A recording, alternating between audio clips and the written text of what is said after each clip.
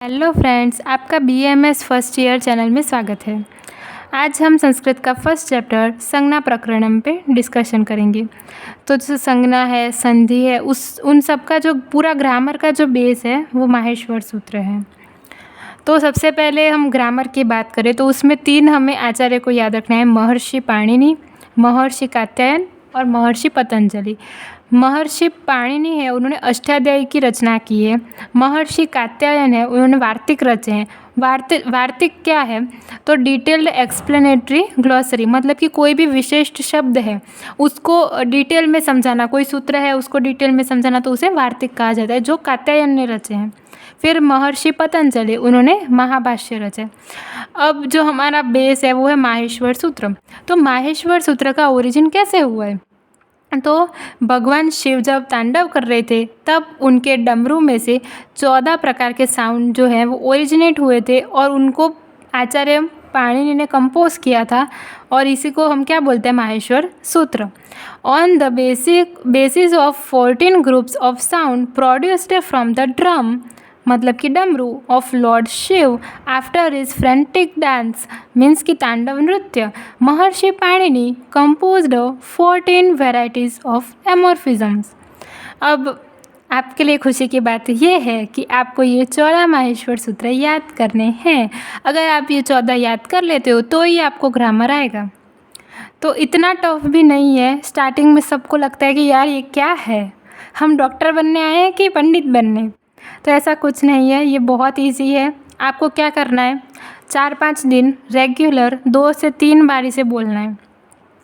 आपको ऑटोमेटिक छठे दिन आपको याद जाएगा अगर आप 2-3 बार बोलते हो। ऐसा नहीं है, आप 1-2 दिन में भी कर सकते हो, वो आप पे डिपेंड करता है, लेकिन आपको एफर्ट डालनी पड़ेगी। तो क्या है ये 14?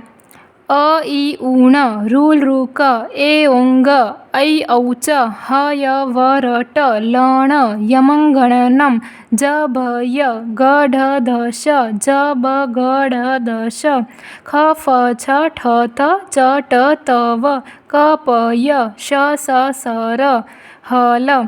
तो ये जो 14 है वो माहेश्वर सूत्र हैं। अब इसका क्या इम्पोर्टेंस है माहेश्वर सूत्र का? तो इससे हम प्रत्याहार बना सकते हैं। अब आपको हो रहा होगा कि ये प्रत्याहार क्या है? तो प्रत्याहार मतलब कि किसी को भी संक्षिप्त में कह देना। प्रत्याहार के लिए एक सूत्र है, आदिर अंतेन संहिता। आदि मतलब कि प्रारंभ का, अंत का मतलब अंतेन, और संहिता मतलब उनके बीच का सारे वर्णों का बोध कराता हो। जैसे कि एक प्रत्याहार है क, अक प्रत्याहार। तो अ क्या है? अ जिसके आदि में हो और क जिसके अंत में हो, वैसा प्रत्याहार।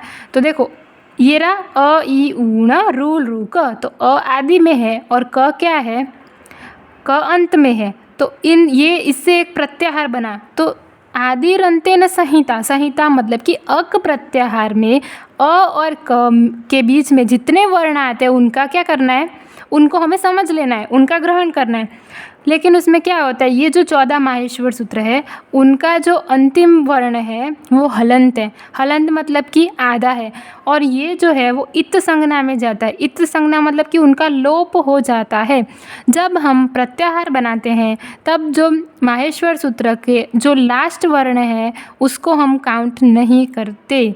अगर आप अक प्रत्याहार में अ इ उ न, रूल रू क ले लेते हो तो ये गलत है, क्योंकि हम लास्ट जो वर्ण है वो हलंत है, वो स्वर के साथ जोड़ के पूरा नहीं बना हुआ, इसीलिए उसको हम प्रत्याहार में काउंट नहीं करते। तो अगर अक प्रत्याहार है तो हम क्या लेंगे?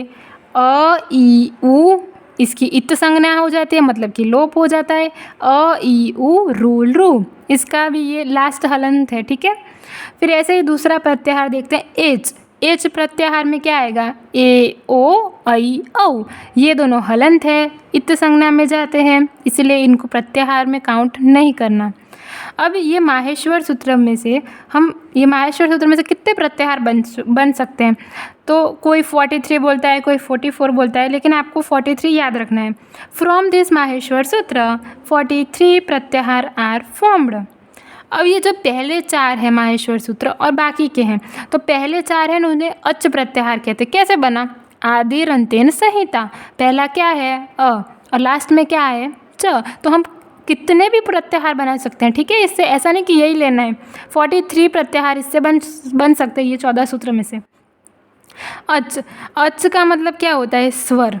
देखो आप इसमें देख सकते हो कि इसमें सारे स्वर हैं, अ ई उ, इनको नहीं काउंट करना, ये व्यंजन है और ये हलंत है, ठीक है। अ ई उ, रू रू, ए ओ, ऐ औ, तो ये सारे क्या हैं? स्वर है। और हल का मतलब क्या होता है? व्यंजन। मतलब कि 5 से लेके जो 14 तक है वो सारे व्यंजन है, इसमें आपको एक भी स्वर नहीं दिखेगा, इसलिए इसे हल प्रत्याहार कहते हैं। हल का मतलब होता है व्यंजन। ह आदिर अंतेन संहिता। हल प्रत्याहार मतलब ह से लेके ल तक के सारे वर्णों का बोध कराना, लेकिन जो अंतिम वर्ण है वो हलंत है, वो इत संज्ञा की वजह से उसका लोप हो जाता है, ठीक है। आपको ये याद रखना है। जैसे कि हल प्रत्याहार है, हल प्रत्याहार में कितने सारे वर्ण आ गए, तो ये सारे जो है वो हल है, मतलब कि व्यंजन है। आपको ये याद रखना है 14, ठीक है। फिर से एक बार ये 14 बोल देती हूँ। अ ई ऊण, रूल रूक, ए ओंग, ऐ औच, ह य व र ट, लण यमंगणनम, ज भ य घ ढ ध श, ज ब घ ढ द श, ख फ छ ठ थ, च ट त व, क प य श स स र ह ल। ठीक है, आज के वीडियो में बस इतना ही। इसके नेक्स्ट वीडियो में हम जो ये स्वर हैं अ ई उ रू, इनके भेद देखेंगे, ठीक है। भेद क्या होता है, कितने भेद हैं, अ के कितने हैं, ई के कितने हैं, उ के कितने हैं, रू के कितने हैं, लू के कितने हैं, वो सब हम कल देखेंगे।